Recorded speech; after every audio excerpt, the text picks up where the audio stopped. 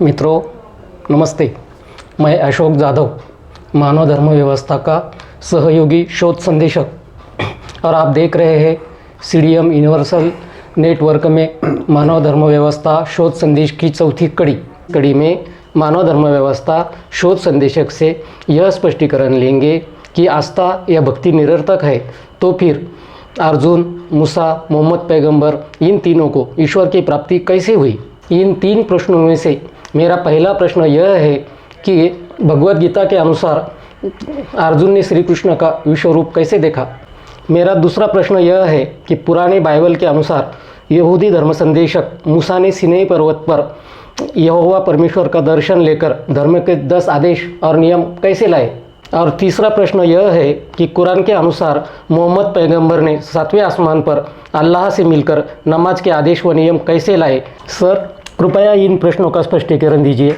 नमस्कार। नमस्कार sir. Jadav sir, कुछ समय के लिए हम ऐसा मान लेंगे कि इन तीनों को परमेश्वर की प्राप्ति हुई है, परंतु ऐसा मान लेने से यह संदेह उत्पन्न होता है कि परमेश्वर की प्राप्ति होने से पहले इन तीनों ने किस धर्म की आस्था, श्रद्धा आदि की भक्ति की थी, जिसके कारण इन तीनों को परमेश्वर की प्राप्ति हुई।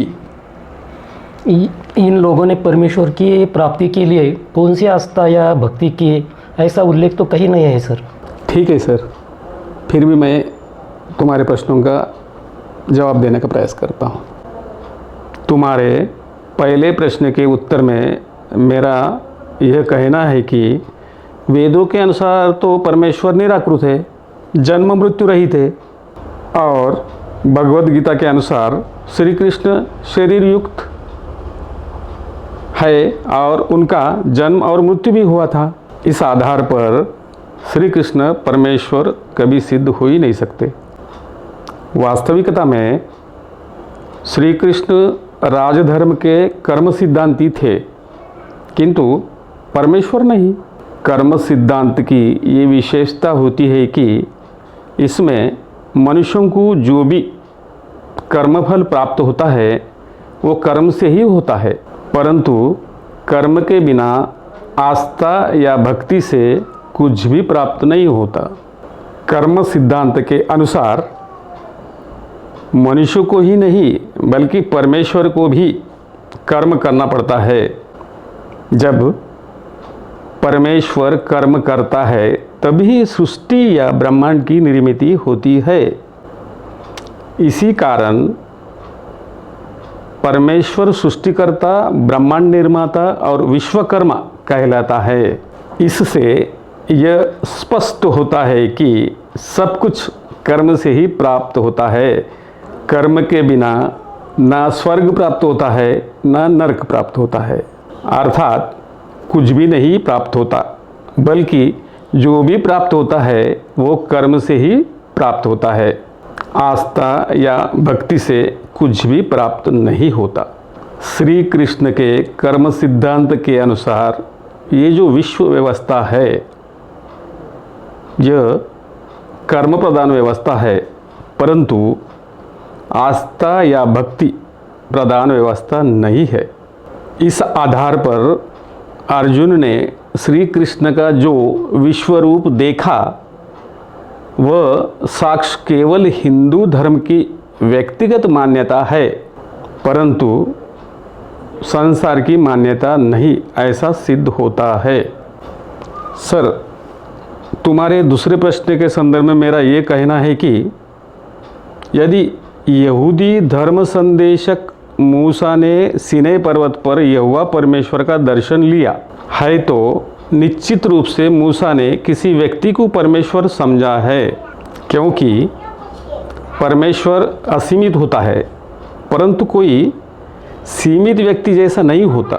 और बाइबल में मूसा ने परमेश्वर को देखा ऐसा उल्लेख कहीं भी नहीं है। इस आधार पर मूसा को परमेश्वर की प्राप्ति हुई और वह परमेश्वर से धर्म के 10 लिखित आज्ञाएं लाई। यह सत्य सिद्ध नहीं होता। इस कारण यहूदी धर्म संदेशक मूसा ने सीनै पर्वत पर यहोवा परमेश्वर का दर्शन लेकर धर्म के 10 आदेश लाया। ये साक्ष्य केवल यहूदी धर्म की व्यक्तिगत मान्यता है, परंतु संसार की मान्यता नहीं, ऐसा सिद्ध होता है। सर, तुम्हारे तीसरे प्रश्न के संदर्भ में मेरा यह कहना है कि यदि मुस्लिम धर्म संदेशक मोहम्मद ने 7वें आसमान पर जाकर अल्लाह से मिलकर नमाज का आदेश व नियम लाए, ये सत्य है, तो फिर यहाँ यह संदेह उत्पन्न होता है कि मोहम्मद अपना धर्म ग्रंथ कुरान लाने के लिए 7वें आसमान पर क्यों नहीं गया, या अल्लाह ने मोहम्मद को 7वें आसमान पर बुलाकर कुरान दे सकता था, परंतु अल्लाह ने ऐसा न करके कुरान को जिब्राइल फरिश्ते द्वारा मोहम्मद के पास पृथ्वी पर क्यों भेजा। यह दोनों घटनाएं विसंगत होने के कारण यह साक्ष्य केवल मुस्लिम धर्म की व्यक्तिगत मान्यता है, परंतु संसार की मान्यता नहीं है, ऐसा सिद्ध होता है। जादव सर, संभवतः तुम ये भूल गए कि ईश्वर के प्राप्ति के संदर्भ में यीशु मसीह ने ईश्वरीय राज्य तथा उसके धर्म का खोज करने की संकल्पना किया था और अपने शिष्यों को ईश्वरीय राज्य और उसके धर्म का खोज करने का आदेश भी दिया।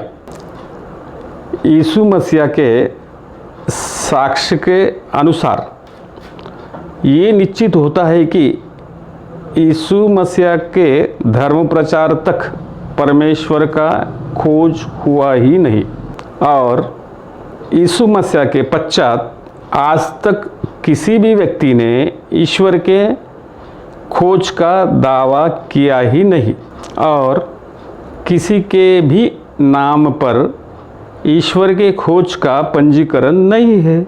इस आधार पर ये निश्चित होता है कि आज तक परमेश्वर का खोज हुआ ही नहीं। तो फिर अर्जुन, मूसा और मोहम्मद ने किसको देखा? इन तीनों को या इन तीनों में से किसी एक को ईश्वर की प्राप्ति हुई, ये घटना सत्य है, तो ईश्वर खोज का पंजीकरण इन तीनों के नाम से या इन तीनों में से किसी एक के नाम पर अवश्य होना चाहिए था, परंतु वास्तविकता में इन तीनों में से किसी के भी नाम पर ईश्वर खोज का पंजीकरण नहीं है। इस आधार पर इन तीनों को या इन तीनों में से किसी एक को या संसार में आज तक किसी को भी ईश्वर की प्राप्ति नहीं हुई, ऐसा सिद्ध होता है। सर, आज तक संसार में किसी को भी ईश्वर की प्राप्ति नहीं हुई और आस्था या भक्ति निरर्थक है, ऐसा आपका निष्कर्ष है। तो फिर परमेश्वर ने धर्म ग्रंथों में आस्था और भक्ति का आदेश क्यों दिया? जादव सर, परमेश्वर ने यदि हमारे धर्मों में आस्था या भक्ति का आदेश दिया होता तो सबके लिए एक ही प्रकार का आस्था या भक्ति का आदेश होता था या रहना चाहिए था, परंतु इन धर्मों में अलग अलग आदेश क्यों हैं? यदि हमारे धर्म ग्रंथों में आस्था या भक्ति परमेश्वर का आदेश होता था तो फिर परमेश्वर में सृष्टि निर्माण में ही देवालय, प्रार्थना मंदिर, चर्च, मस्जिद आदि का निर्माण क्यों नहीं किया? क्योंकि इतने बड़ी सृष्टि निर्माता के लिए अपने सृष्टि में देवालय, प्रार्थना मंदिर, चर्च या मस्जिदों की निर्मित करना बहुत बड़ा कठिन कार्य नहीं था। इसी से यह स्पष्ट होता है कि धर्म ग्रंथों में जो भी आस्था या भक्ति का आदेश है वो ईश्वर कृत नहीं है बल्कि मानव कृत है। जैसे देवालय, प्रार्थना मंदिर, चर्च तथा मस्जिद आदि मानव निर्मित है, ठीक ऐसा ही धर्म ग्रंथों में आस्था या भक्ति के आदेश अलग अलग धर्म संदेशकों द्वारा दिए गए आदेश है। इसलिए मैं कहता हूँ कि हमें आस्था और भक्ति के अलग अलग आदेशों को त्याग कर एक वैज्ञानिक दृष्टिकोण में ही संगठित होना चाहिए। तब ही संसार में धार्मिक एकता व समानता होने की संभावना है। मित्र हो, सर ने जो आस्था और भक्ति के संदर्भ में स्पष्टीकरण दिया है वह व्यावहारिक है और बहुत ही महत्वपूर्ण और विवेकपूर्ण है। परंतु हमारे आस्तिक धर्म आस्था और भक्ति से संपूर्णतः जुड़े होने के कारण हम आस्था या भक्ति के बिना धर्म की कल्पना भी नहीं कर सकते। इस कारण हमको आस्था या भक्ति का त्याग करना कैसे संभव है, इस संदर्भ में मानव धर्म की अगली कड़ी में सर के द्वारा स्पष्टीकरण लेंगे। अगली कड़ी विशेष है तो अवश्य देखें और मित्रों औरों को भी शेयर करो। धन्यवाद सर। नमस्कार, धन्यवाद।